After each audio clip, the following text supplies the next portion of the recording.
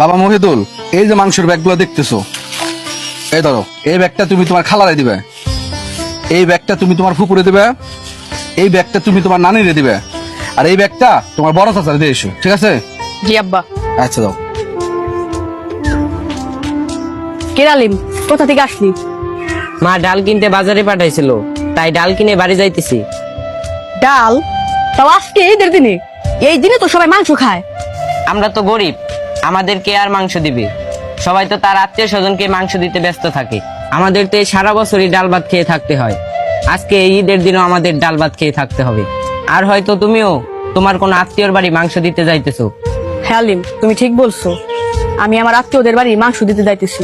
ঠিক আছে, তুমি যাও, দেরি করলে তোমার মাংস নষ্ট হয়ে যেতে পারে।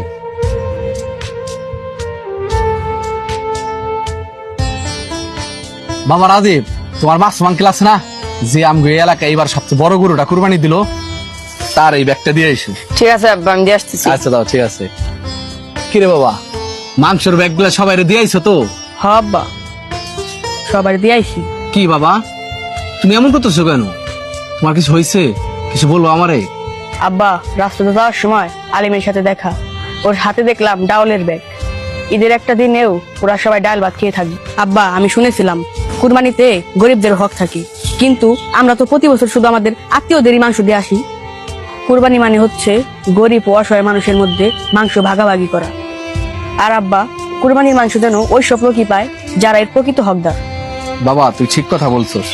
আমরা ওই সব লোকদেরই মাংস দিয়ে থাকি যারা নিজেরাই কোরবানি দিতে পারে, আর আমরা এই কারণে দেই যাতে তাদের সাথে সম্পর্ক ভালো থাকে, তারা আমাদের ভুল না বোঝে। কিন্তু তুই আমার চোখ খুলে দিছস। এই নে বাবা, এই মাংসের ব্যাগটা আলিমের বাসায় দিয়ে আয়। ঠিক আছে আব্বা। আচ্ছা যা। আলিম, এ আলিম, কি হয়েছে মহিদুল, তুমি ডাকতেছো কেন? এই দেখো আলিম, তোমার জন্য মাংস নিয়ে এসেছি। সত্যি তুমি আমার জন্য মাংস নিয়ে এসেছো? যেহেতু সবাই এই দিনে কুরবানির মাংস খাবে, তোমারও তো কুরবানির মাংস হক আছে, এই নাও।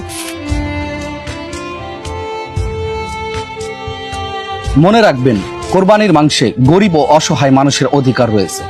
ঈদের আনন্দ তখনই পূর্ণতা পায় যখন সেই আনন্দ সবার ঘরে পৌঁছে যায়।